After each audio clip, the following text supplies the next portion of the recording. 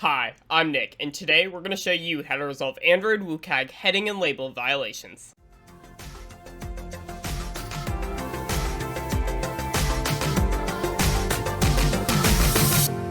WCAG 2.4.6, titled Headings and Labels, states that headings and labels describe topic or purpose. The intent of this success criterion is to help users understand what information is on the screen and how that information is organized. When headings and labels are clear and descriptive, users can find the information they seek more easily, and they can understand the relationship between different parts of their content more easily.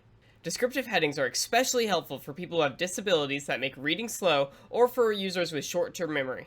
Form input controls with labels that clearly describe the content that is expected to be entered helps the user know how to successfully complete the form. For more details on the specifics of WCAG heading and label violations, check out this link here. Link also in the description down below. Let's go ahead and fix a heading and label accessibility violation with the help of the Mesmer JetBrains IDE plugin. But first, I'm gonna go refill my coffee while you like and subscribe. Here we have a heading and labels accessibility violation. Clicking on the resource ID allows us to immediately find the XML file responsible for this violation. Now that we see what screen contains this violation, let's pull up our emulators so we can take a better look. Here we have three form input controls. The first is a clear violation of WCAG headings and labels, as the label is not clear enough or does not describe the purpose of this input control. The second form input control is better, but we still have room for improvement with this criteria.